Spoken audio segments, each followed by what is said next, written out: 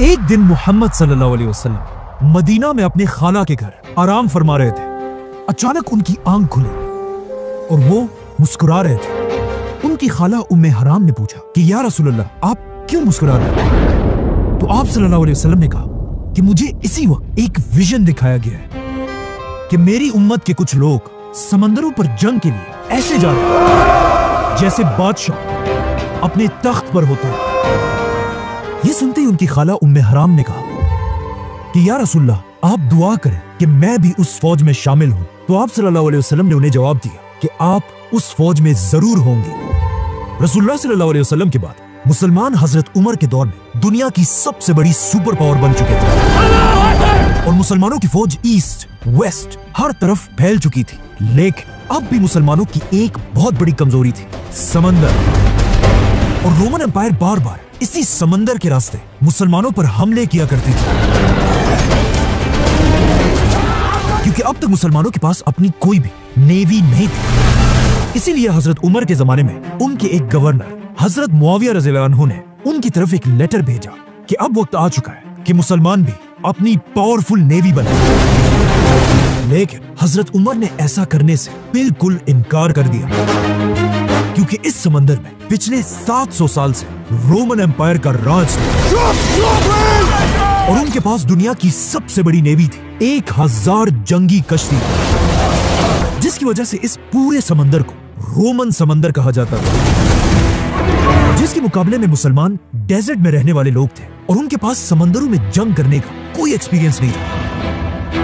लेकिन जैसे ही हजरत उमर के बाद मुसलमानों के नए खलीफा हजरत उस्मान बने, उन्होंने मुआविया रज़ियल्लाहु अन्हु, जो हजरत उमर के दौर में एक छोटे से इलाके के गवर्नर थे, हजरत उस्मान ने उन्हें पूरे शाम का गवर्नर बना दिया। और एक बार फिर मुआविया रज़ियल्लाहु अन्हु ने अपने कजन हजरत उस्मान की तरफ वही सेम लेटर भेजा। लेकिन हजरत उस्मान ने उन्हें जवाब दिया कि जब हजरत उमर तुम्हें नेवी बनाने से रोक रहे थे, तब मैं उनके पास ही खड़ा था, मतलब अब भी नेवी बनाने की इजाजत नहीं है। लेकिन हजरत मुआविया बार बार खलीफा उस्मान से नेवी बनाने की इजाजत मांगते रहे।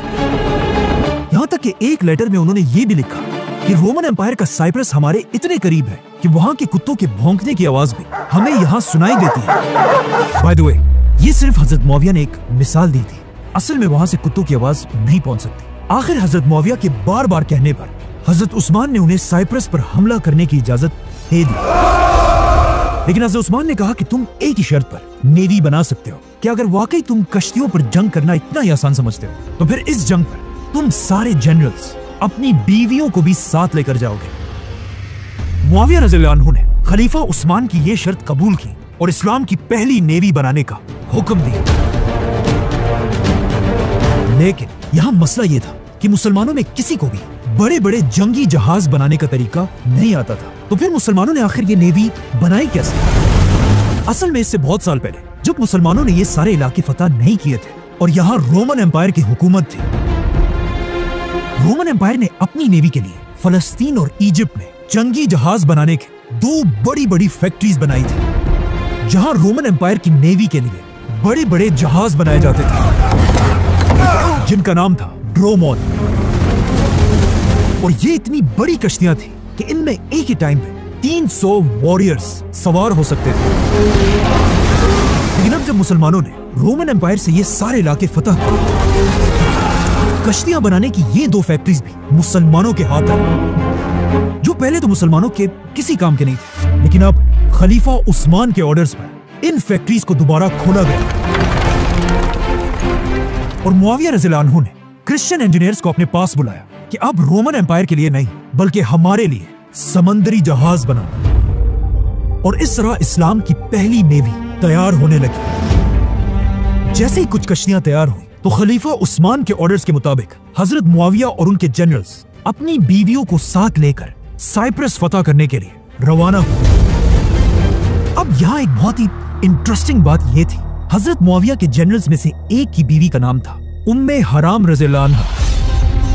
ये वही उम्मे हराम थी जिन्होंने आप सल्लल्लाहु अलैहि वसल्लम से कहा था कि या रसूलल्लाह, आप दुआ करें कि मैं भी उस फौज में शामिल हूं। तो आप सल्लल्लाहु अलैहि वसल्लम ने उन्हें जवाब दिया कि आप उस फौज में जरूर होंगे। जैसे ही मुसलमानों की फौज साइप्रस पहुंची, साइप्रस के सारे लोगों ने मुसलमानों के सामने सरेंडर कर दिया। ये इस्लाम की नेवी की सबसे पहली फतह थी। लेकिन जैसे ही मुसलमान यहां पहुंचे, उम्मे हराम अपने घोड़े से गिरकर शहीद हो गई और यही साइप्रस में आज तक उनकी कब्र है, जिन्हें तुर्की में हाला सुल्तान के नाम से याद किया जाता है। इसके बाद अगले 4 साल तक साइप्रस मुसलमानों के कंट्रोल में रहा। लेकिन 4 साल बाद जब मुसलमानों की नेवी में कश्तियां और भी बढ़ गई, हजरत मुआविया इन सारे जहाजों को लेकर और भी आगे बढ़े और सीधा रोमन एम्पायर के कैपिटल कॉन्स्टेंटिनोपल, इस्तांबुल की तरफ बढ़ने लगे।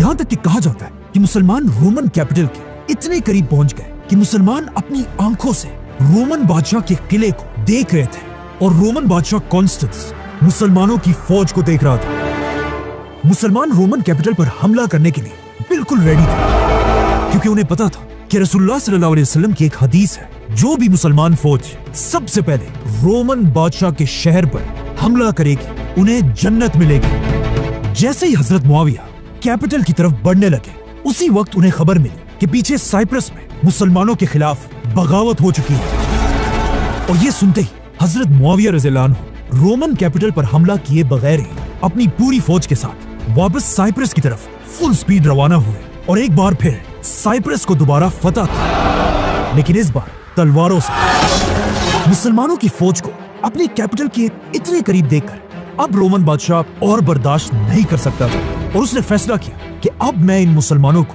रोमन नेवी की असल ताकत दिखाऊंगा, ताकि इन्हें पता चले कि समंदर में असल जंग होती क्या है। जिसके बाद रोमन बादशाह कॉन्स्टेंस खुद 500 जंगी जहाज ड्रोमोन्स लेकर खिलाफत पर हमले के लिए रवाना हुआ।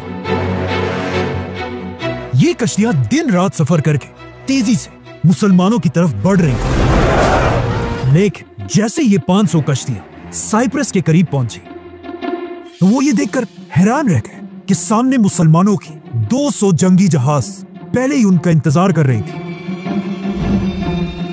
क्योंकि रोमन बादशाह के इस हमले की खबर खलीफा उस्मान तक पहले ही पहुंच चुकी थी और उन्होंने फौरन शाम के गवर्नर मुआविया और इजिप्ट के गवर्नर अब्दुल्ला की तरफ दोनों की तरफ हुक्म भेजा कि अपनी पूरी नेवी को लेकर रोमन बादशाह को रोकने के लिए रवाना हो। और अब ये दोनों जनरल्स मिलकर अपनी 200 कश्तियों के साथ रोमन नेवी के सामने खड़े थे। इजिप्ट के गवर्नर अब्दुल्ला बिन साद की कश्तियां मुआविया रज़ियल्लाहु अन्हु से ज्यादा थी, इसीलिए इस जंग के बड़े जनरल अब्दुल्ला बिन साद थे। जैसे ही मुसलमानों और रोमन्स की नेवी एक दूसरे के आमने सामने हुई, यहाँ पर एक बहुत बड़ा मसला था। समंदर की हवाएं मुसलमानों की कश्तियों के अगेंस्ट चल रही थी और मुसलमानों की कश्तियों को पीछे धकेल रही थी। मतलब अगर जंग शुरू हो जाती, रोमन नेवी मुसलमानों की कश्तियों को तेजी से क्रश कर सकती थी और इन हवाओं की वजह से मुसलमान कुछ नहीं कर सकते थे। ये देखकर मुसलमानों के जनरल ने हुक्म दिया कि सारी कश्तियों के एंकर्स गिरा दिए जाएं और कश्तियों को अपनी अपनी जगह पर रोक दिया जाए। जिसके बाद मुसलमानों के जनरल ने रोमन बादशाह की तरफ एक मैसेज भेजा कि मैं जो कहता हूँ, समंदरों पर जंग करने से अच्छा है हम किसी अच्छी सी बड़ी जमीन पर जंग करें। ये बात सुनकर रोमन बादशाह मुसलमानों पर हंसने लगा और उसने अपनी पूरी फौज से पूछा कि हमें क्या करना चाहिए, जिसमें पूरी रोमन फौज नारे लगाने लगी, क्योंकि उन्हें पता था कि जमीन पर तो मुसलमानों का मुकाबला कोई नहीं कर सकता, लेकिन समंदरों पर सिर्फ रोमन्स का राज है। ये देखकर रोमन बादशाह ने मुसलमानों को जवाब दिया, जंग समंदर पर होगी, समंदर पार। अब जब रोमन्स मुसलमानों की फौज पर हंस रहे थे, ये देखकर मुसलमानों के जनरल ने हुक्म दिया कि सारे एंकर्स उठा दिए जाएं। जैसे ही मुसलमानों ने एंकर्स उठा दिए, अचानक आउट ऑफ नोवेयर समंदर में हवाओं का रुख बदल गया और मुसलमान नारे लगाने लगे। इसी के साथ मुसलमानों की कश्तियों के सारे सेल्स खोल दिए और मुसलमानों के 200 जंगी जहाज फुल स्पीड रोमन्स की तरफ बढ़ने लगे। इस तरह अचानक हवाओं का रुख बदलते देखकर रोमन एम्पायर का बादशाह घबराने लगा और उसे याद आया कि इससे कुछ ही दिन पहले उसने एक ख्वाब देखा था। और जब उसने एक ख्वाब अपने नजूमियों को बताया, उन्होंने अपने बादशाह से कहा, माय किंग, काश आप उस रात सोते ही ना और ये ख्वाब ना देखते, क्योंकि इस ख्वाब का सिर्फ एक ही मतलब है, शिकस्त, डिफीट। मुसलमानों की कश्तियां तेजी से रोमन्स की तरफ बढ़ रही थी और जैसे ये कश्तियां बिल्कुल एक दूसरे के करीब पहुंची तो ऑफ कोर्स क्या होना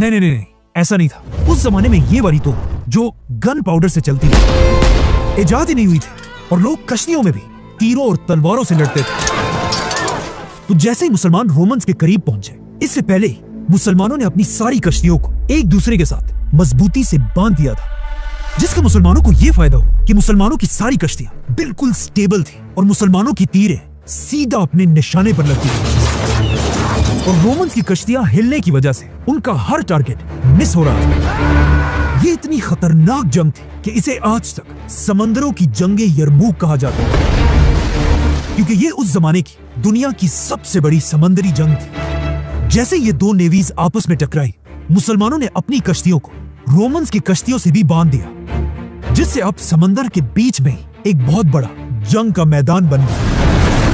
अब जब यहाँ एक बहुत ही खतरनाक जंग चल रही थी, अचानक आसमान में बादल गरजने लगे और समंदर में एक बहुत बड़ी तूफान शुरू हुआ। लेकिन ये जंग इस सख्त तूफान में जारी रही। अब तक तो मुसलमान ये जंग जीत रहे थे, लेकिन अचानक रोमन्स ने अपनी पूरी ताकत के साथ सीधा मुसलमानों के जनरल अब्दुल्ला बिन साद पर हमला कर दिया और उनकी कश्ती को अपनी कश्ती से बांधकर जंग से दूर ले जाने लगे, ताकि अपने जनरल को मरता देखकर मुसलमानों का मोराल टूट सके। यहाँ तक कि मुसलमानों का जनरल जख्मी भी हो गया। लेकिन आखिर एक मुसलमान ने अपनी जान पर खेलकर इन दोनों कश्तियों के दरमियान रस्सी को काट दी और मुसलमानों के जनरल की जान बचा ली, लेकिन खुद समंदर में गिरकर शहीद हो गए। ये देखकर मुसलमानों का जज्बा और भी बढ़ा और उन्होंने इतना जबरदस्त हमला किया कि रोमन्स की 500 कश्तियां एक एक करके गिरने लगी और रोमन बादशाह को भी समझ आ गए कि अब कुछ नहीं हो सकता। कहा जाता है उसने अपने बादशाह का ताज उतारकर एक आम सोल्जर के कपड़े पहने और किसी तरह अपनी जान बचाकर वहां से भाग गए और इस तरह मुसलमान खलीफा उस्मान के दौर में समंदरों की यरमूक जीत गए। अब रोमन एम्पायर की कमर बिल्कुल टूट चुकी थी और उनका बादशाह जख्मी हो चुका था, लेकिन फिर भी हजरत उस्मान को अच्छी तरह पता था कि रोमन कैपिटल को फतह करना इम्पॉसिबल है। जिसके बाद खलीफा उस्मान एक नया बहुत बड़ा प्लान बनाने लगे और उन्होंने अपने दूर के गवर्नर की तरफ एक लेटर और उसके साथ एक नक्शा भेजा, जिसमें हजरत उस्मान ने इस्लाम के फ्यूचर का प्लान बताया और कहा सबसे पहले मुसलमान स्पेन को फतह करेंगे, उसके बाद फ्रांस, फिर इटली, फिर ग्रीस और इस तरह पूरे यूरोप को फतह करने के बाद मुसलमान आखिर रोमन कैपिटल पर हमला करेंगे। लेकिन ऐसा नहीं हुआ, बल्कि आज तक खलीफा उस्मान का ये प्लान पूरा नहीं हो सका, क्योंकि जैसे ही हजरत उस्मान ने ये प्लान बनाया, खलीफा उस्मान रज़ियल्लाहु अन्हु को मुसलमानों के ही एक ग्रुप ने शहीद कर दिया। लेकिन शहीद होने से पहले खलीफा उस्मान ने दुनिया के समंदरों पर राज करने वाले 700 साल पुरानी रोमन नेवी को बिल्कुल खत्म कर दिया था। सब्सक्राइब